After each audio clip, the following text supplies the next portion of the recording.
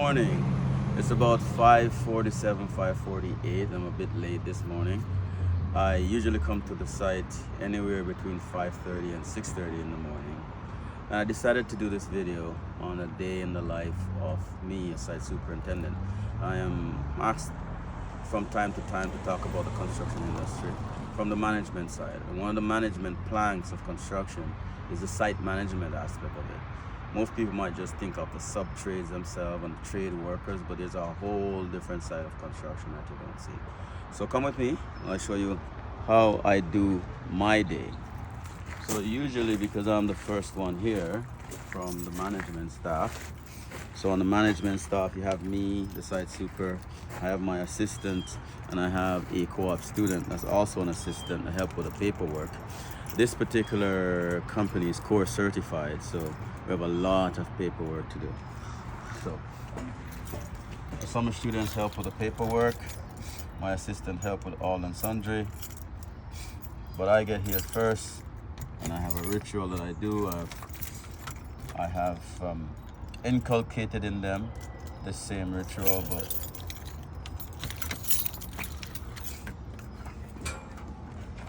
so usually when I'm leaving in the night, I turn off all the lights with the exception of the light in the center. So this is where my assistant and his assistant, if you will, sit. It's a disaster right now, but we clean up in the morning. In the evening, everybody's trying to rush to get the hell out of here, so the cleaning is left for the morning. So this is my storage room. I keep all my cleaning supplies, knickknacks in here. I have the laborers store water for me so that I can wipe the floor. So my first thing is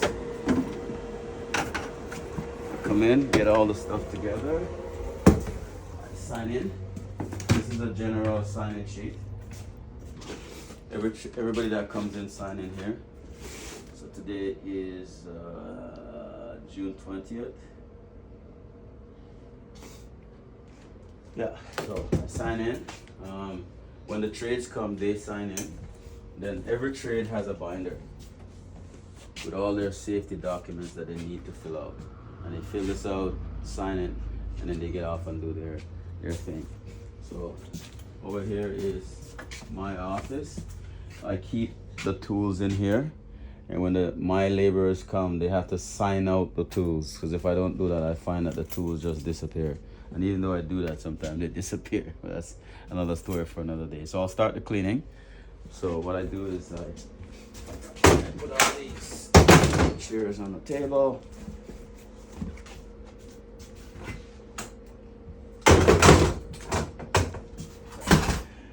These are all our, we tie the pens to the table because just a sidebar, because the pens walk away, man. So we tie the pens to the table, and even though we tie it, they come and they take off the pens anyways, even though it's tied. Maybe we have to start to padlock it. Bear in mind, I do this every single morning. Clean the trailer every single morning. Even if it looks clean, we do it every morning.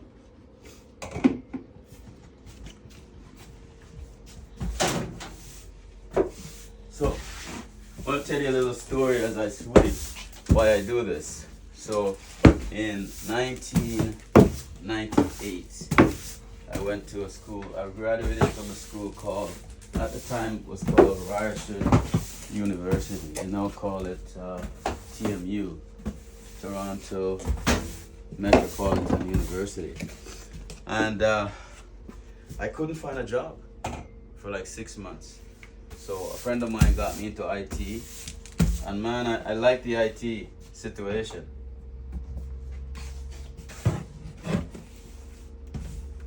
So like the IT, this is the time when all these Microsoft system things were the rage. And I said, man, this is really nice. I might just take some courses and call it a shot. This is my career. So anyways, I'm sharing a cubicle with my friend. Yeah. So we're sharing a cubicle. And somebody decided that we shouldn't share a cubicle anymore. They're gonna give me my own office, and they put me behind the kitchen in the storeroom. And I was so pissed.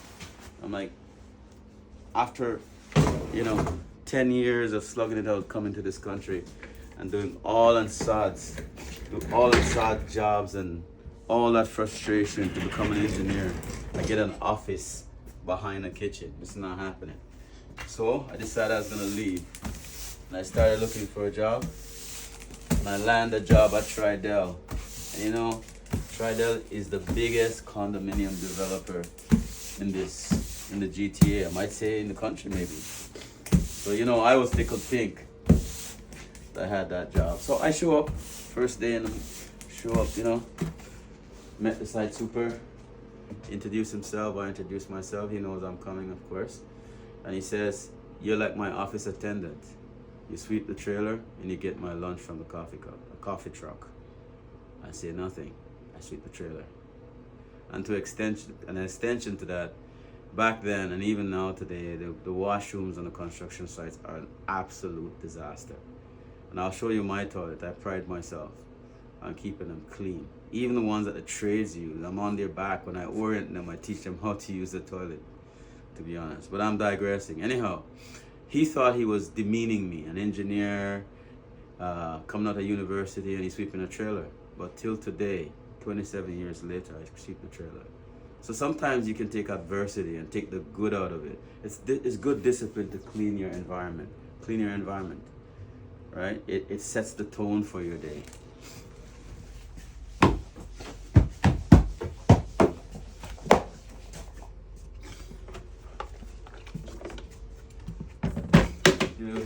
I keep all my drawings over here.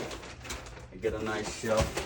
We'll put them away. We don't have enough rack space for all the drawings, so there's a few drawings that's left here. So that's all done. The next thing now is to do this. This is the to-do list. This was yesterday's to-do list. And if you notice, there are things on there that are checked.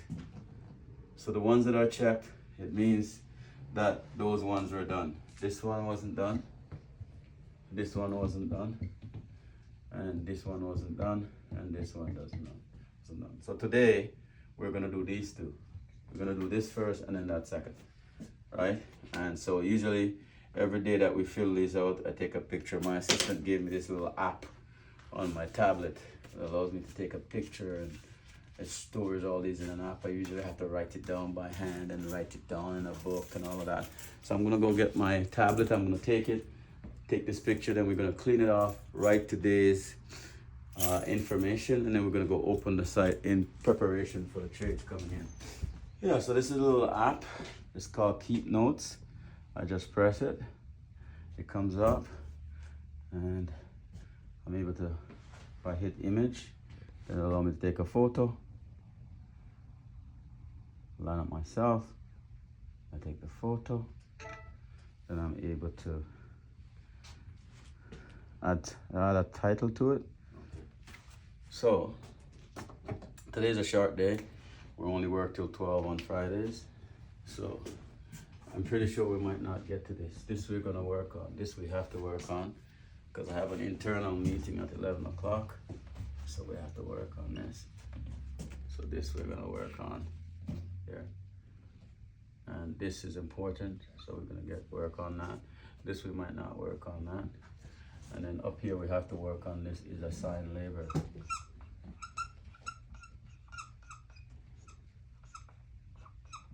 Site. Usually I don't do anything special as I open a site, but we'll do a little bit special for this intents and purpose. We'll just walk the site really quick. I usually walk the site at night. So you need one toilet for 10 people. So up here, this is the females washroom, but we don't have any females, so we leave it open. And it's relatively clean because I preach that people clean it. And then this is our washroom, it's always locked.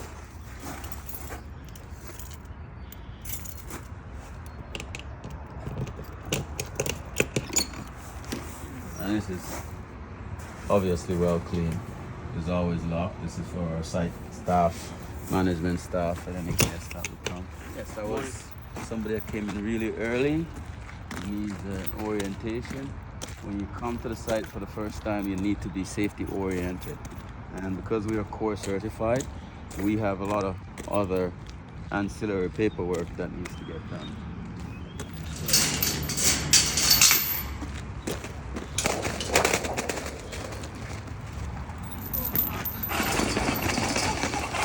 So this is one of the entrances to the site.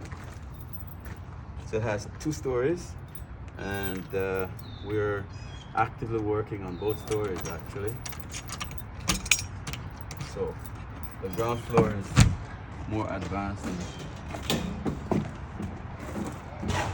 So here's the ground floor, and as you can see, a lot of work is going on. So I'm going to start in this aisleway. This is the hallway on the south side of the building, and it's a long-term care facility.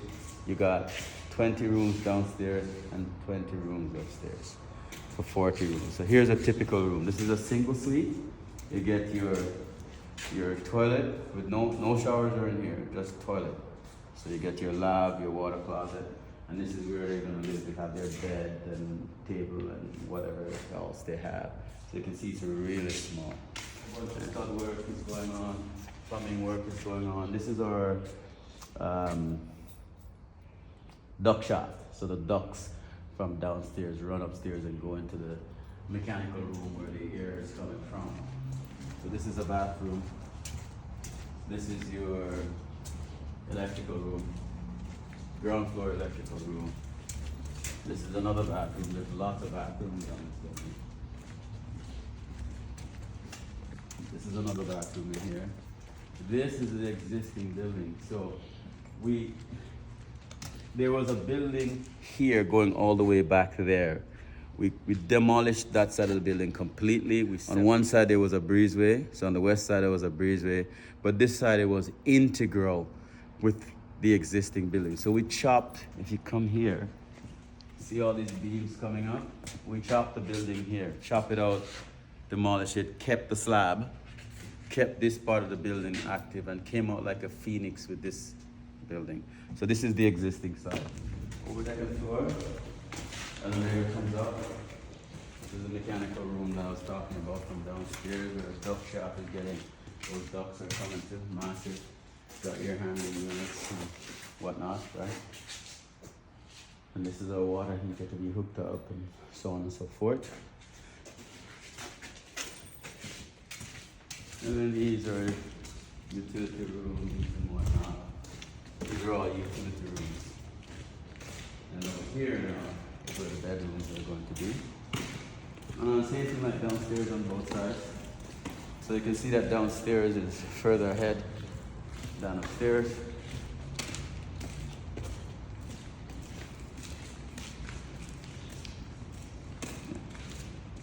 Ductwork is advanced. The electrician is up here. He's putting in these racks to get his cable tray in to carry all the cable.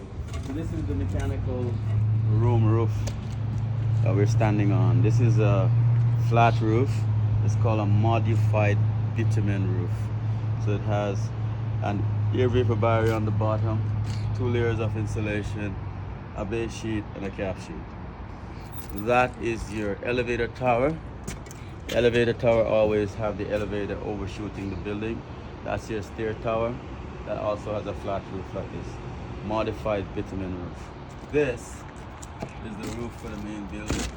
This white roof is called a TPO, and don't ask me what TPO means. It's a fancy, long chemical name that I don't choose to remember or not remember. But essentially, this roof is on a metal deck, followed by an air vapor barrier, followed by layers of insulation, then followed by this TPO membrane. Now the insulation comes slope. Where you see these crickets are, these valleys of crickets, the insulation is sloped to achieve the valley. Just like this roof, the insulation is sloped in here. It comes slope pattern, and its slope crank all the water to the drain. Okay, and these thermal cladded clips are in between these clips. You're gonna have rigid insulation, then you have Z girts, then you have your siding. So this is where, as I was saying, downstairs we cut the building. This is where we cut the building. So the whole roof is a shingle roof, and it's tied into this flat roof. Right? You can see right down here. You can see where we came up. And we had to build a massive thing called a cricket to slope the water from here and get it down there. So we built one here, and we built one here. Alright. And that's a wrap. I hope you enjoy this small tour and small look into what it is to be a site super and what we do. But as the trades come in, you will see how I'm interacting with them and getting all these things sorted out. I'm going to have this video look at me getting my team organized and getting them sorted for the day. So we've cleaned the trailer. We've given assignment to all our laborers. So just to break this down a bit, so within the construction industry, there's a hierarchy. You have the general contractor, who is really the coordinator, and the general contractor hires sub-trades. These sub-trades have specific expertise, and they do the work under their expertise, in their purview, if you will. But there's jobs that really you don't have anybody to do it. There's labor work, this, that, blocking, all these other miscellaneous work. We usually do that by ourselves, so we have laborers to do that. So I have tossed out all my laborers, so just about 950 now. We have cleaned the trailer, see to that all the trades that come in, they sign all the necessary paperwork, and I've tasked out all my labor for the day and walk around and do all the things that I usually do to keep the job flowing. And now it's 10 o'clock. I have an internal coordination meeting at 11 o'clock. So I'm sitting at my desk now just to go through the minutes and things that are of interest that we need to bring up for the team for discussion. And following that is Friday. So on Friday, we work only half day in the summer months. So instead of working 8 hours a day, we work 9 or 9.5. Then on Friday, everybody gets out like a rocket at noon. And everybody's really happy to leave early on Fridays. For me, especially when I work out of town, and this is an out-of-town project, I want to leave early on a Friday. I've put in a lot of hours. I usually put in between 12 and 14 hours a day. So come Friday, I want to go home, man. So anyhow, we're going to be, this is the minutes of the last meeting, so we're just going to edit it, and this will be used for the next meeting.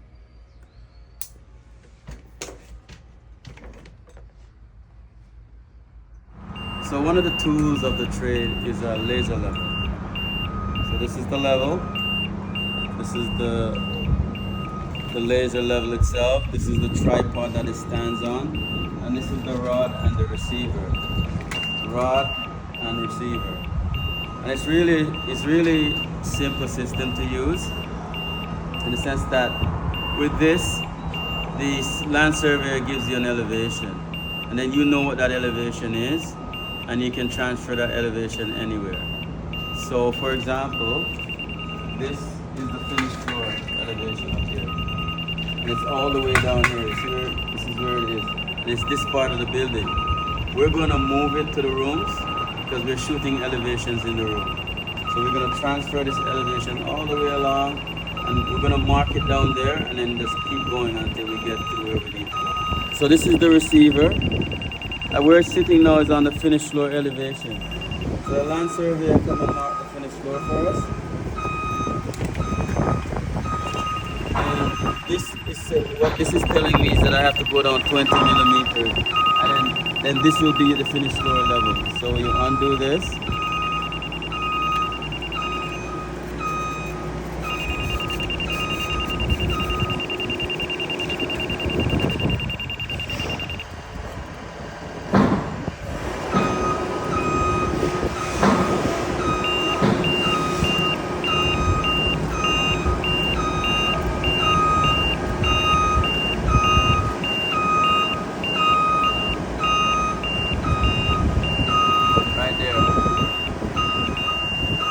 Here when it does a straight beam, and this is 0, 0. that tells me I'm at the finished floor. So now we're gonna take this and we're gonna move it to wherever we need it. And then we're taking that finished floor level and we're moving it to here. And then from here, we can then sit our laser up down there and get the other elevation. So now we're gonna move the elevation from here to down there. So this is set.